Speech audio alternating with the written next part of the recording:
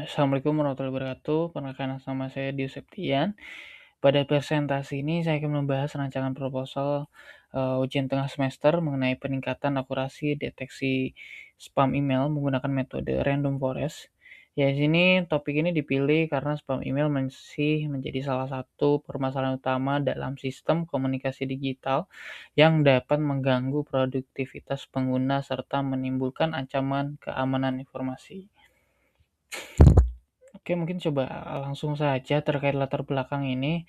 Perkembangan teknologi informasi menyebabkan penggunaan email semakin meningkat baik pada lingkungan pendidikan, bisnis, maupun pemerintahan. Email digunakan sebagai sarana komunikasi utama karena cepat, murah, dan mudah diakses.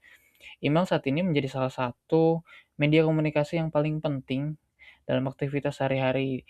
Akan tetapi, meningkatnya penggunaan email juga menyebabkan meningkatkan ancaman spam. Spam tidak hanya mengganggu pengguna, tetapi juga dapat menjadi sarana pencurian data melalui phishing, melalui malware.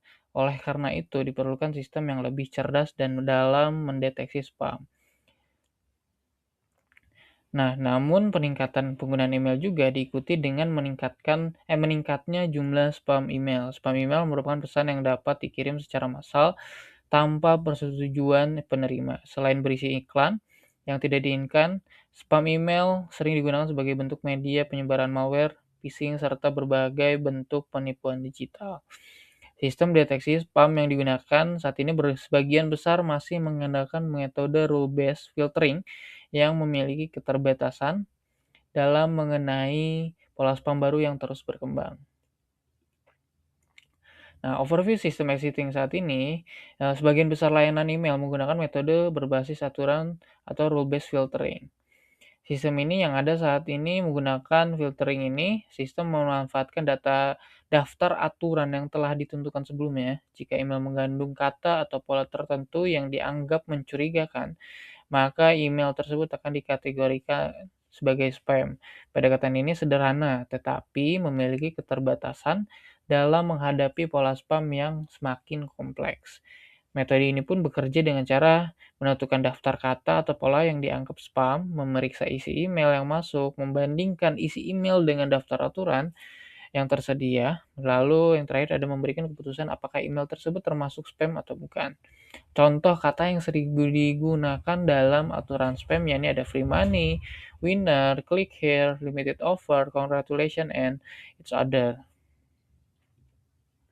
Nah, identifikasi permasalahan di sini, yakni masalah utama dari sistem existing yang telah berjalan kurang mampu beradaptasi terhadap perubahan pola spam. Selain itu, terdapat kemungkinan email normal yang dianggap sebagai spam.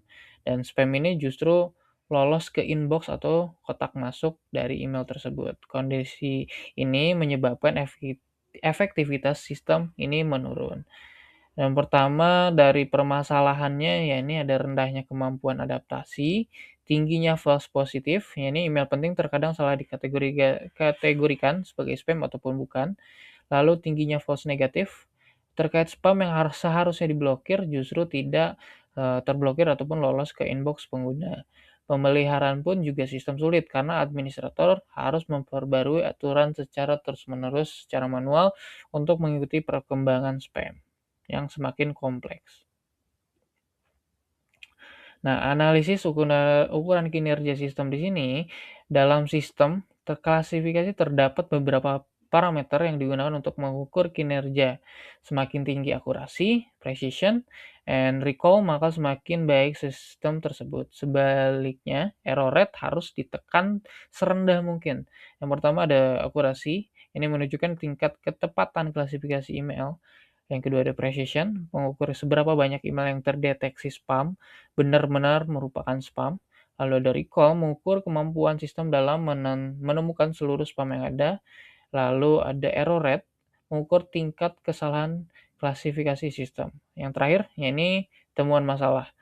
Pada metode rule-based, nilai akurasi dan recall cenderung menurun ketika pola spam semakin bervariasi. Nah, recommendation solution yang kita rekomendasikan, ya ini untuk mengatasi kelemahan sistem existing, ya ini kita mengusulkan penggunaan random forest. Metode ini dipilih karena mampu mengenali pola yang lebih kompleks dibandingkan metode berbasis aturan atau rule-based filtering tadi. Di sini random forest menggunakan algoritma machine learning yang membangun banyak decision tree untuk menghasilkan keputusan yang lebih akurat. Cara kerjanya pun membagi data menjadi banyak sampel, membentuk banyak decision tree, setiap tree juga melakukan prediction, lalu hasil akhirnya ditentukan melalui voting mayoritas. Reasonnya, di sini juga akurasinya sangat tinggi, stabil juga untuk data besar, mengurangi overfitting, serta cocok untuk klasifikasi spam email yang semakin kompleks. Nah, diagram alur sistem ini yang diusulkan di sini juga berbeda dengan sistem sebelumnya. Sistem usulan memanfaatkan data historis untuk melatih model. Dengan demikian, sistem dapat mengenali pola spam baru yang belum pernah dimasukkan ke dalam aturan manual.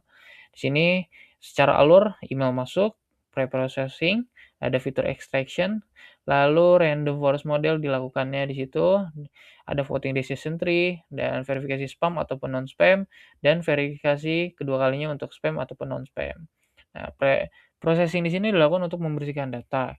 Extraction atau fitur extraction di sini untuk mengambil informasi penting dari email. Random forest melakukan proses pembelajaran berdasarkan data historis yang ada. Lalu untuk modelnya menghasilkan klasifikasi spam ataupun non-spam secara otomatis dan spesifik.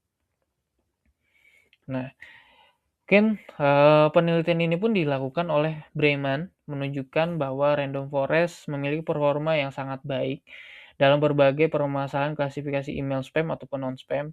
Oleh karena itu, metode ini dipilih sebagai dasar pengembangan sistem pada proposal serta untuk tugas akhir ujian tengah semester ini.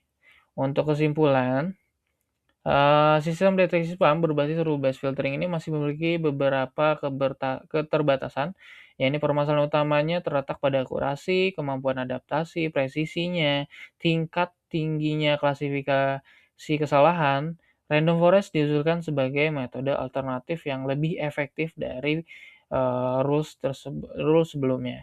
Berdasarkan hasil analisis yang telah dilakukan, dapat disimpulkan juga bahwa random forest berpotensi meningkatkan kualitas sistem deteksi spam, dapat dikembangkan juga lebih lanjut pada penelitian selanjutnya dan implementasi pengujian model dan evaluasi kinerja secara lebih mendalam. Referensi utamanya juga dari Breman, L2001, Random Forest, Machine Learning, volume 45, page 5 to 32. Hasilnya juga tadi sudah saya sebutkan. Untuk justifikasinya, random forest ini dinilai layak digunakan sebagai solusi untuk meningkatkan kualitas sistem deteksi spam email. Kurang lebihnya mohon maaf, sekian dari saya. Wassalamualaikum warahmatullahi wabarakatuh.